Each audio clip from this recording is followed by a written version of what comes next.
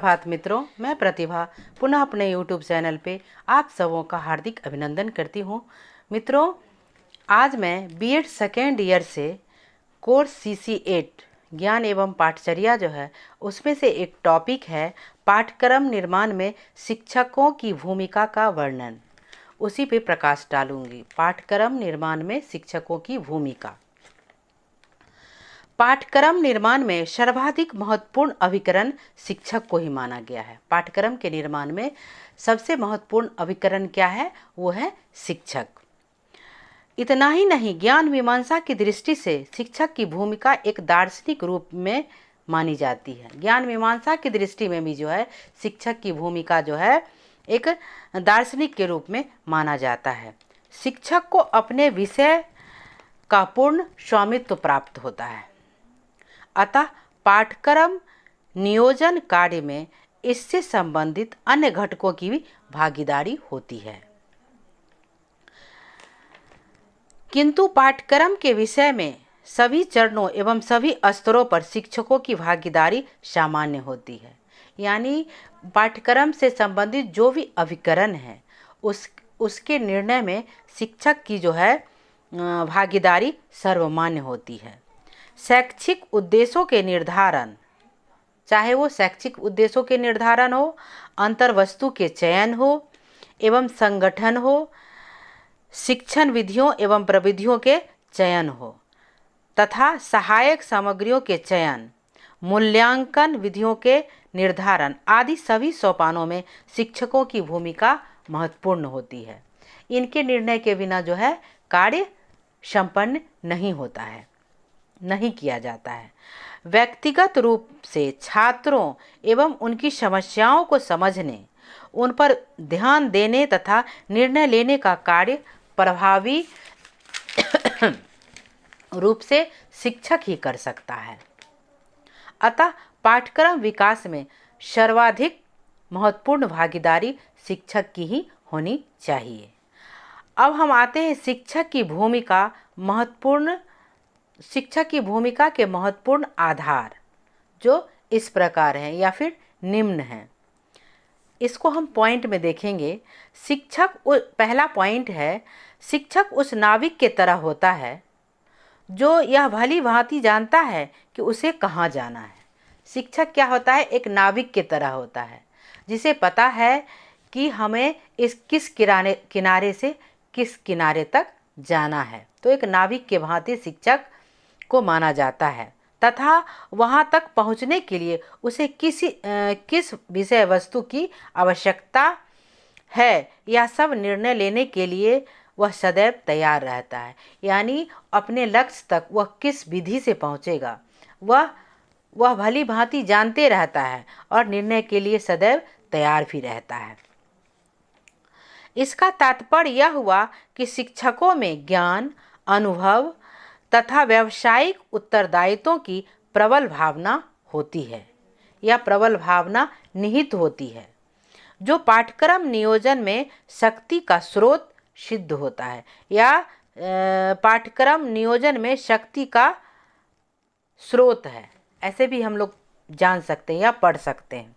दूसरा पॉइंट है, शिक्षकों का छात्र से, विद्यालय तथा उससे संबंधित सभी पक्षों से भावनात्मक संबंध होता है।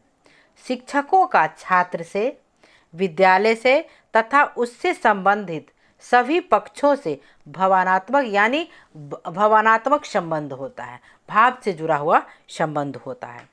पाठ्यक्रम निर्माण की भागीदारी में अपनत्व की भावना बहुत महत्वपूर्ण होती है।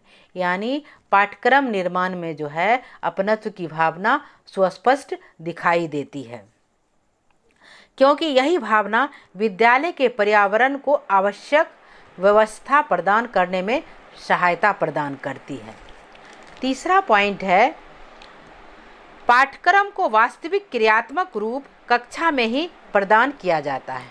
पाठ्यक्रम का वास्तविक क्रियात्मक रूप जो है कक्षा में ही प्रदान किया जाता है। अतः निस्संदेह रूप से इस कार्य में शिक्षक की भूमिका प्रमुख होती है। किसी विद्वान ने ठीक ही कहा है कि पाठ्यक्रम तो उसी समय निर्मित होता है जब शिक्षक और छात्र यह निश्चित करते हैं कि हम पढ़ेंगे या फिर पढ़ाएंगे। पाठ्यक्रम निर्माण उसी समय निश्चित हो जाता है। इसी तत्व को दृष्टिगत करते हुए शेलर एवं एक्सजेंडर ने दो प्रकार के पाठ्यक्रम बताए हैं। शेलर एवं एक्सजेंडर ने दो प्रकार के पाठ्यक्रम को स्पष्ट किए हैं, जो इस प्रकार है। पहला है नियोजित पाठ्यक्रम और दूसरा है क्रियान्वित पाठ्यक्रम। तो दो पाठ्यक्रम जो है हम लोग एक्स्ट्रा जान रहे हैं। तो इस वर्गीकरण का तर्क यह है कि कदाचित ही किसी कक्षा में निर्धारित पाठ्यक्रम को अपनाया जाता है। उसमें शिक्षकों के द्वारा परिस्थिति के अनुसार प्रायः संशोधन कर लिया जाता है। यानी जैसा परिस्थिति रहता है वैसा शिक्षक उसमें संशोधन ले आते हैं।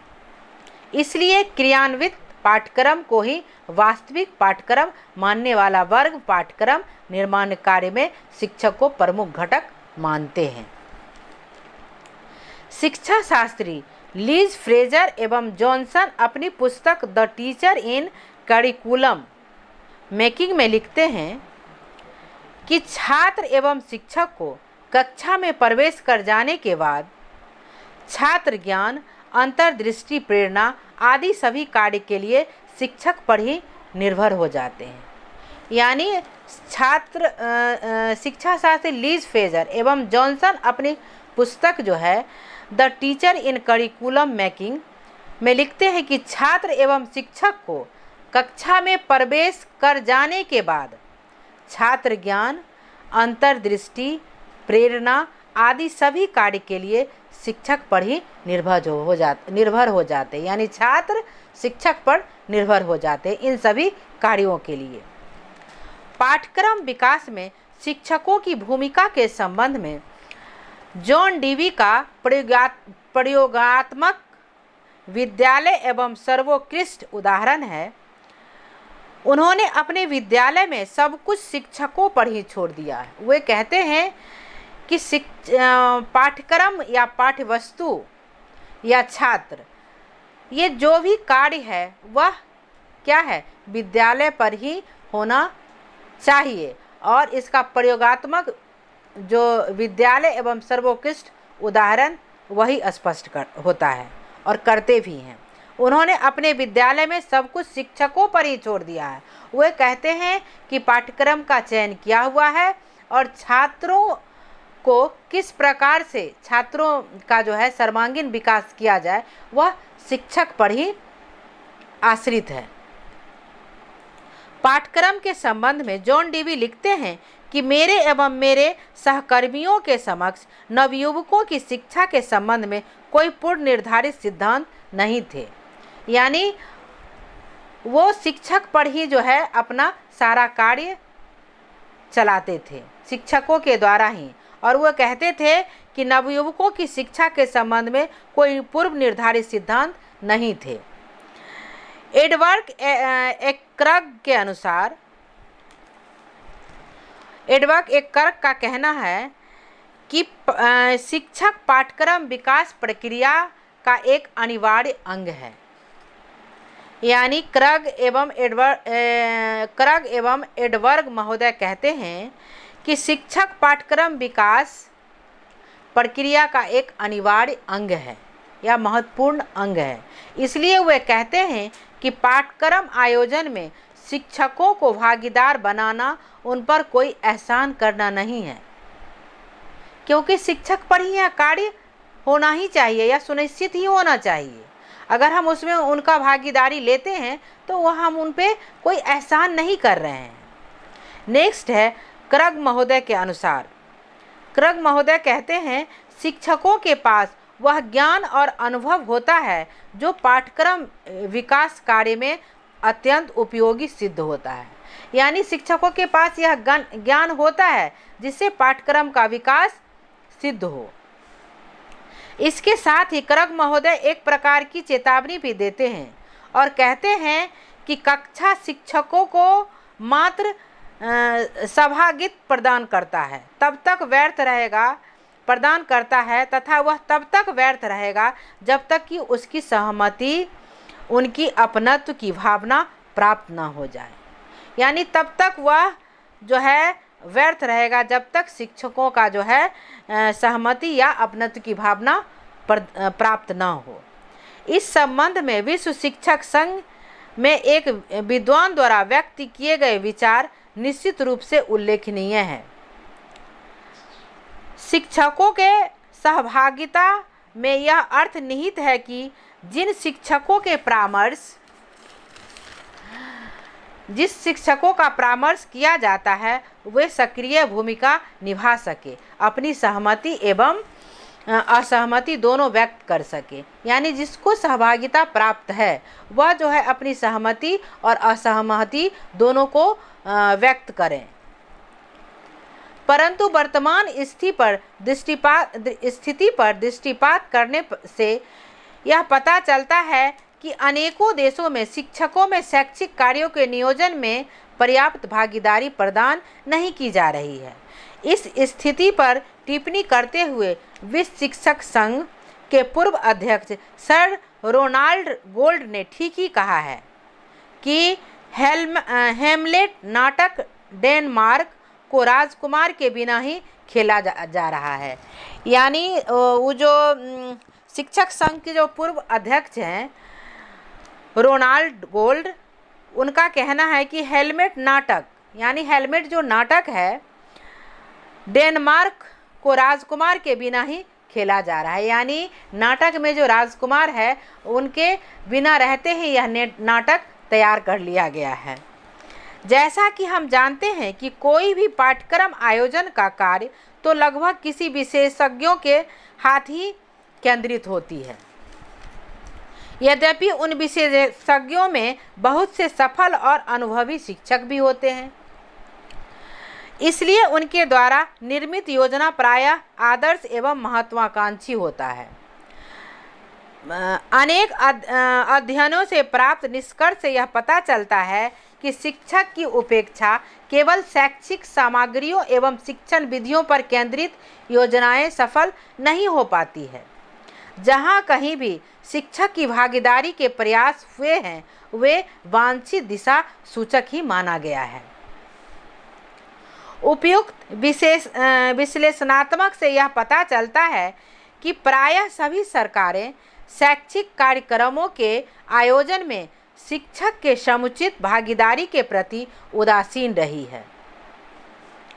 इस बारे में पूर्व संदर्भित कार्यकारी दल ने अपने प्रतिवेदन में निराशा व्यक्त करते हुए लिखा है कि देश की पंचम वर्षीय योजना के प्रति देश के शिक्षकों एवं उनके संगठनों ने कोई विशेष प्रतिक्रिया व्यक्त नहीं किया है, जबकि उनसे अपेक्षा की जाती है कि वे ऐसे मामले में सुधार के सुझाव प्रस्तुत करें तथा आवश्यकता पड़ने पर वैकल्पिक योजना भी प्रस्तुत करें। अब है शिक्षकों की इस उदासीनता के कुछ मुख्य या प्रमुख कारण जो है वो इस प्रकार से यानी निम्न प्रकार से है। अब इसको हम पॉइंट में देखेंगे। शिक्षक व्यवसाय को अन्य जीविकोपार्जन की तरह एक साधन बनाना, यानी शिक्षक व्यवसाय को जो है जीविकोपार्जन का एक साधन बनाना। नेक्स्ट है शैक्षिक प्रश्नों को महत्व न देना तथा उन पर चर्चा को समय एवं शक्ति का अपव्यय समझना। तीसरा है शिक्षकों के विषय में आवश्यक ज्ञान का अभाव, शिक्षकों को विषय का आवश्यक ज्ञान का अभाव। चौथा है अधिकांश शिक्षक में कठोर एवं पुरातन पंथी प्रवृत्ति का होना। पांचवा है पाठ्यक्रम निर्माण के लिए आवश्यक योग्यता का अभाव। छठा है आत्मविश्वास एवं उद्यमशीलता का अभाव। और सातवां है अच्छे शिक्षक की उपेक्षा। आठवां है समाज में शिक्षकों के प्रति अनुचित दृष्टिकोण। एवं नौवां है आर्थिक तंगी। और 10वां है अच्छा मानसिक स्वास्थ्य एवं भावात्मक स्थिरता। तो ये जो हैं, ये जो थे वो शिक्षक पाठ्यक्रम निर्माण में शिक्षकों की भूमिका। बच्चों, अगर आपको मेरा वीडियो अच्छा लगा हो तो लाइक, शेयर एवं सब्सक्राइब करना ना भूलिएगा। धन्यवाद।